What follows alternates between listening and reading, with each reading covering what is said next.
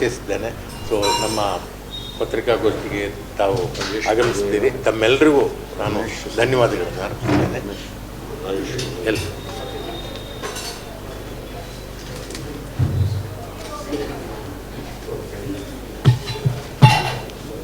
ಆಗಿದ್ದಾಗ ನಮ್ಮ ಸತ್ಯನಾರಾಯಣ ಅವರು ಕಾರ್ಯದರ್ಶಿ ಆಗಿದ್ದಾರೆ, ನಮ್ಮ ಚಂದ್ರಶೇಖರ್ ಅವರು ಸಹ ಕಾರ್ಯದರ್ಶಿ ಆಗಿದ್ದಾರೆ, ನಮ್ಮ ಜಯರಾಮ್ ಶೆಟ್ಟರು ಮುಖ್ಯಸ್ಥರಾಗಿ ಆಡಳಿತ ಮಂಡಳಿಯ ಜೊತೆ ಈ ಕಡೆ ಬನ್ನಿ ಪ್ರಭಾಕರ್ ಅವರು ಧರ್ಮದರ್ಶಿಗಳಿದ್ದಾರೆ, ನಾಗಪ್ಪಾಚಾರ್ಯ ಇದ್ದಾರೆ, ನಮ್ಮ ಧನಂಜಯ ಅವರಿದ್ದಾರೆ, ಜಯರಾಮ್ ಶೆಟ್ಟರು, ಜಯಪ್ರಕಾಶ್ ಶೆಟ್ಟರು ಇದ್ದಾರೆ, ಊರ್ವಶಿ. ಆಗಮಿಸಿದ ಎಲ್ಲ ಪತ್ರಿಕಾ ಮಿತ್ರರಿಗೂ ಹೃತ್ಪೂರ್ವಕವಾಗಿ ಸ್ವಾಗತಿಸ್ತೇನೆ.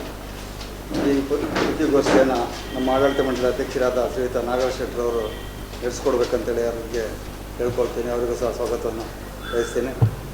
ಮತ್ತು ಎಲ್ಲ ನನ್ನ ಧರ್ಮದರ್ಶಿಗಳಿಗೂ ಸ್ವಾಗತವನ್ನು ಕೋರುತ್ತಾ, ಖಜಾಂಚಿಯವರಿಗೂ ಮುಕ್ತೇಶ್ವರರಿಗೂ ಸಹ ಸ್ವಾಗತವನ್ನು ಕೋರುತ್ತಾ ಈ ಪತ್ರಿಕಾಗೋಷ್ಠಿಯನ್ನು ಪ್ರಾರಂಭಿಸಬೇಕಂತ ಅಧ್ಯಕ್ಷರಲ್ಲಿ ಕೇಳ್ಕೊಳ್ತೇನೆ. ಎಲ್ರಿಗೂ ಮತ್ತೊಮ್ಮೆ ಸ್ವಾಗತಿಸ್ತಾ, ಎಲ್ಲ ಮಾಧ್ಯಮದ ಮಿತ್ರರೇ, ನಮ್ಮ ಆಡಳಿತ ಮಂಡಳಿಯ ಎಲ್ಲ ಪದಾಧಿಕಾರಿಗಳು ಮತ್ತು ಧರ್ಮದರ್ಶಿಗಳೇ, ತೀರ್ಥಹಳ್ಳಿಯ ಮಾರಿಕಾಂಬಾ ಜಾತ್ರೆ ಇತ್ತೀಚಿನ ವರ್ಷಗಳಲ್ಲಿ ತುಂಬ ವೈಭವಯುತವಾಗಿ ಭಕ್ತಾದಿಗಳ ಸಹಕಾರದಿಂದ ನಡೆಸ್ಕೊಂಡು ಬರ್ತಾ ಇದ್ದೇವೆ.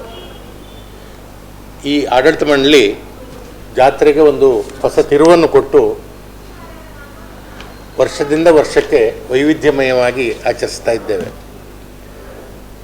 ಈ ಸಾಲಿನಲ್ಲೂ ಅದೇ ರೀತಿ ಆಡಳಿತ ಮಂಡಳಿ ಯೋಚನೆ ಮಾಡಿದೆ.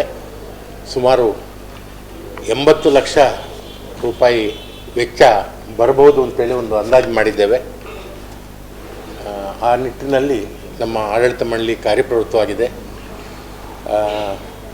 ಪ್ರತಿದಿನ ದೇವರ ವಿವಿಧ ಧಾರ್ಮಿಕ ಕಾರ್ಯಕ್ರಮಗಳು, ಆಮೇಲೆ ಸಂಜೆ ಸಾಂಸ್ಕೃತಿಕ ಕಾರ್ಯಕ್ರಮ ಮತ್ತು ಅನ್ನ ಸಂತರ್ಪಣೆ ವಿಶೇಷವಾಗಿ ಜರುಗುತ್ತದೆ. 2 ದಿನ ವಿಶೇಷವಾದ ಜಾತ್ರೆ 24 ಮತ್ತು 25. 17ಕ್ಕೆ ಜಾತ್ರೆಯನ್ನು ಸಾರಿ 24-25ರಂದು ವೈಭವದ ಜಾತ್ರೆ ನಡೆಯೋದಿದೆ.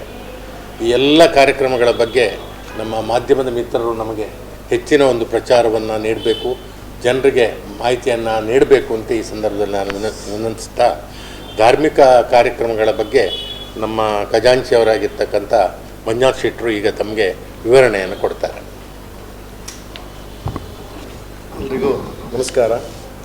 ಫೆಬ್ರವರಿ 17ನೇ ತಾರೀಕಿನಿಂದ 24-25 ತನಕ ವೈಭವದ ತೀರ್ಥಹಳ್ಳಿ ಶ್ರೀ ಮಾರಿಕಾಂಬಾ ಜಾತ್ರೆ ನಡೀತಾ ಇದೆ. 17ನೇ ತಾರೀಕು ಮಾರಿ ಸಾರೋದು,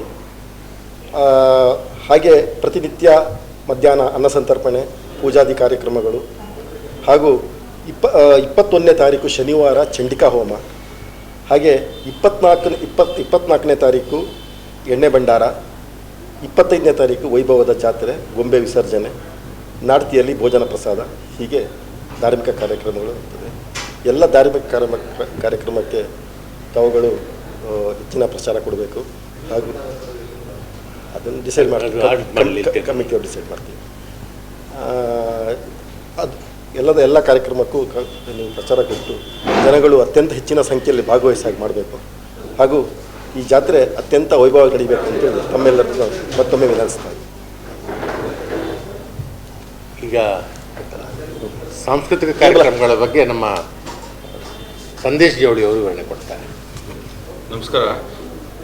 ನಮ್ಮ ವೈಭವಯುತ ಮಾರಿ ಜಾತ್ರೆಗೆ ಪ್ರತಿ ವರ್ಷವೂ ಕೂಡ ಸಾಂಸ್ಕೃತಿಕವಾಗಿರ್ತಕ್ಕಂಥ ಅನೇಕ ಕಾರ್ಯಕ್ರಮಗಳನ್ನು ನಾವು ನಡೆಸ್ಕೊಂಡು ಬಂದಿರ್ತೀವಿ. ಈ 7 ದಿನಗಳ ಒಟ್ಟು ಜಾತ್ರೆಯಲ್ಲಿ 5 ದಿನಗಳ ಕಾಲ ಸಾಂಸ್ಕೃತಿಕ ಕಾರ್ಯಕ್ರಮಗಳನ್ನು ನಾವು ದೇವಸ್ಥಾನದ ಪಕ್ಕದಲ್ಲೇ ಇರ್ತಕ್ಕಂಥ ಭವ್ಯವಾದ ನಿರ್ಮಾಣ ಮಾಡ್ತಕ್ಕಂಥ ಭವ್ಯವಾದ ವೇದಿಕೆಯಲ್ಲಿ 5 ದಿನಗಳು ವಿವಿಧ ಸಾಂಸ್ಕೃತಿಕ ಕಾರ್ಯಕ್ರಮಗಳು ನಡೀತಕ್ಕಂಥದ್ದಿದೆ.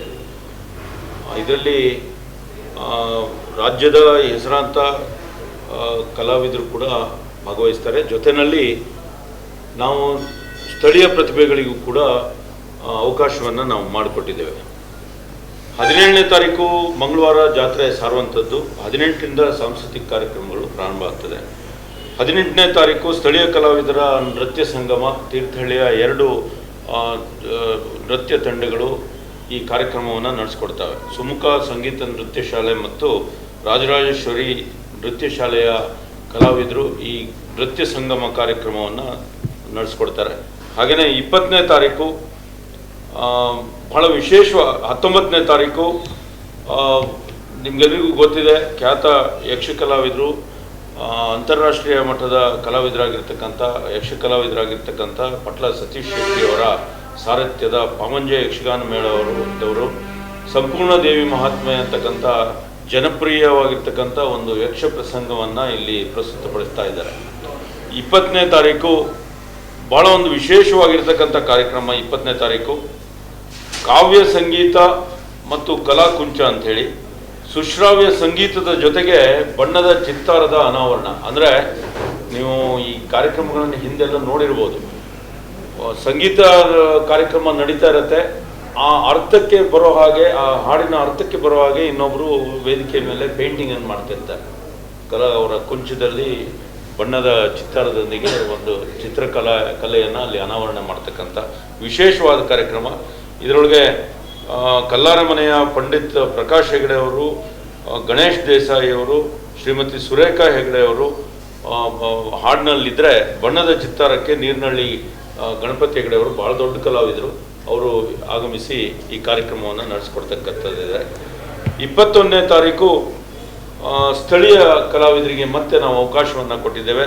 ಸ್ಥಳೀಯ ಡ್ಯಾನ್ಸ್ ಪ್ಯಾಲೇಸ್ ಕ್ರೂ ಅಂತಕ್ಕಂಥ ಒಂದು ಸಂಸ್ಥೆಯಿಂದ ನೃತ್ಯ ವೈವಿಧ್ಯ ಕಾರ್ಯಕ್ರಮ, ಹಾಗೆ ಸ್ಥಳೀಯ ಪ್ರತಿಭೆಗಳು ಅವತ್ತು ಸುಗಮ ಸಂಗೀತ ಕಾರ್ಯಕ್ರಮವನ್ನು ತೀರ್ಥಹಳ್ಳಿ ನಮ್ಮ ಈ ವೇದಿಕೆ ಮೇಲೆ ನಡೆಸಿಕೊಡುವವರಿದ್ದಾರೆ.